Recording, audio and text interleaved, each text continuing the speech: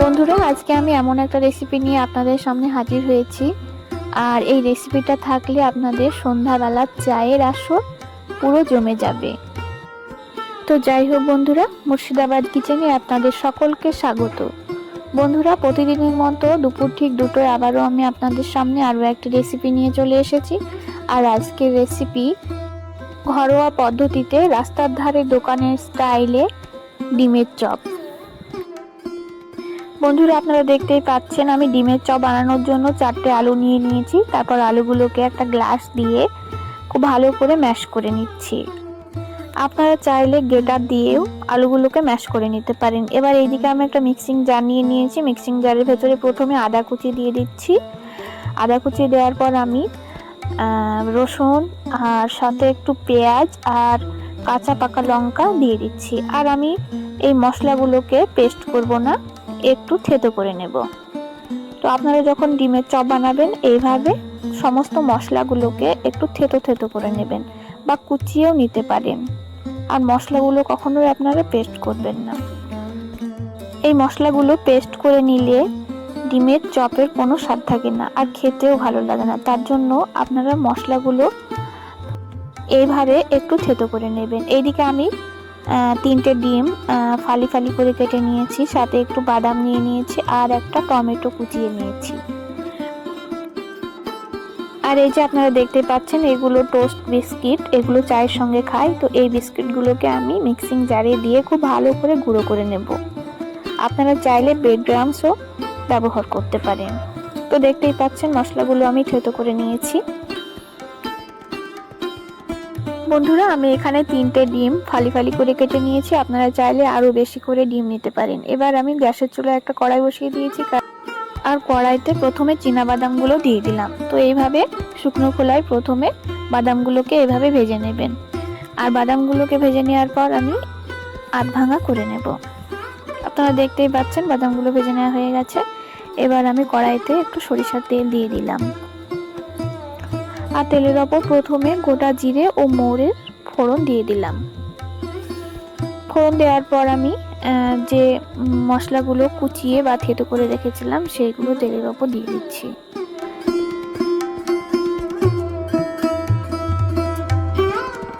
মশলাগুলো দেওয়ার পর আমি মশলার ওপরে প্রথমে 1 চামচের একটু বেশি লবণ দিয়ে দিলাম। লবণ দেওয়ার পর 1 চামচ মতো হলুদ দিয়ে দিলাম।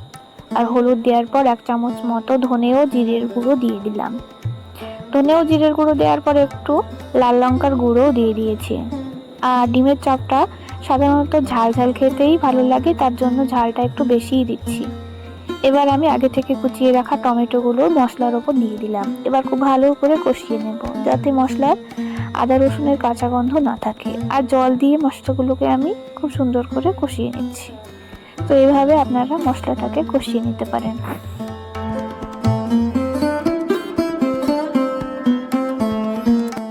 তো বন্ধুরা, মশলাটা আমার খুব ভালো করে কষিয়ে নেওয়া হয়ে গেছে। এবার আমি আগে থেকে ম্যাশ করে রাখা আলুটা দিয়ে দিলাম। আর আলুগুলো দেওয়ার পর খুব ভালো করে আলুগুলোকে একসঙ্গে মশলার সঙ্গে কষিয়ে নিচ্ছি। আলুগুলোকে কষিয়ে নেওয়ার পর আগে থেকে ভেজে রাখা বাদামগুলো একটু গুঁড়ো করে নিয়েছি। তারপর বাদামগুলো দিয়ে দিলাম। বন্ধুরা, আপনারা চাইলে বাদামটা নাও দিতে পারেন, আপনাদের জন্য অপশনাল।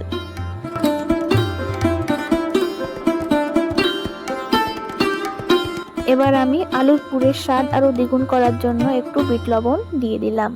আপনারা চাইলে বিট লবণটা দিতে পারেন, আর বিট লবণটা যদি না থাকে দেবেন না। তো বন্ধুরা, আমার আলুর পুরটাকে খুব ভালো করে কষিয়ে নেওয়া বা রেডি করে নেওয়া হয়ে গেছে। এবার আমি একটু ভাজা মশলার গুঁড়ো দিয়ে দিলাম।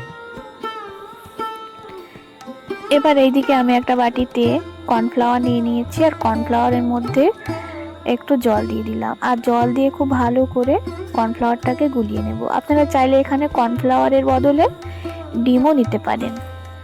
তো আমি এখানে কর্নফ্লাওয়ারটাই নিয়ে নিচ্ছি। আর কর্নফ্লাওয়ারের মধ্যে সামান্য একটু লবণ দিয়ে দিলাম।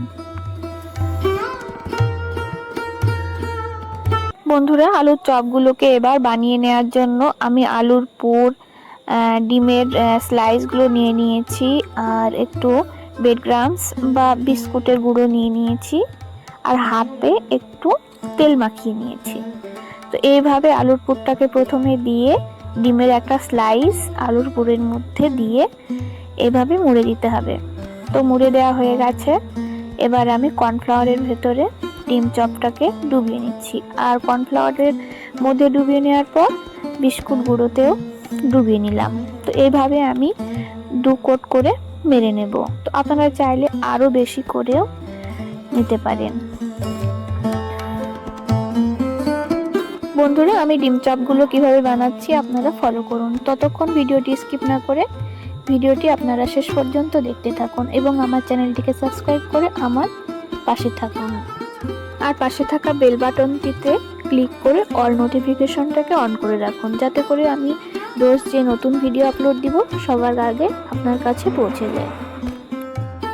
বন্ধুরা, আমার ডিম চপগুলো সব বানিয়ে নেওয়া হয়ে গেছে। এবার আমি গ্যাসের চুলায় কড়াই বসিয়ে দিয়েছি, আর কড়াইতে আমি সাদা তেল দিয়ে দিলাম। আর তেলটা আমার আগে থেকে ব্যবহার করা তেল। তো এই তেলে আমি আলুর চপ ভেজেছিলাম, তো ওই তেলেই আমি ডিম চপগুলো ভেজে নিচ্ছি।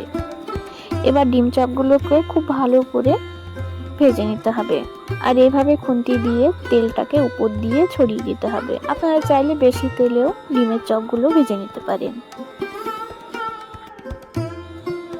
তো এইভাবে আমি সমস্ত ডিমের চপগুলো ভেজে নেব।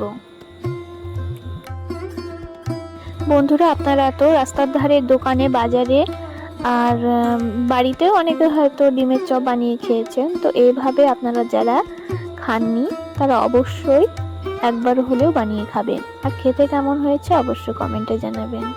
তো ডিমের চপগুলো আমার ভাজা হয়ে গেছে। এবার আমি একটু টমেটো সস দিয়ে সার্ভ করে নিচ্ছি। আর একটা ডিমের চপ আপনাদের ভেঙে দেখাচ্ছি, দেখতেই পাচ্ছেন কতটা মুচমুচে আর কতটা সফট হয়েছে। তো এই রকম ডিমের চপ আর সাথে যদি একটু চা কিংবা মুড়ি থাকে তো কোনো কথাই হবে না। তো বন্ধুরা, ভিডিওটি যদি আপনাদের ভালো লাগে ভিডিওটিতে অবশ্যই লাইক, শেয়ার, কমেন্ট করে আমার পাশে থাকবেন। আর আজকের মতো আমি এখানেই বিদায় নিচ্ছি। দেখা হচ্ছে আগামীকাল অন্য কোনো একটা রেসিপিতে। ততক্ষণ ভালো থাকবেন, সুস্থ থাকবেন, নিজের খেয়াল রাখবেন। ধন্যবাদ।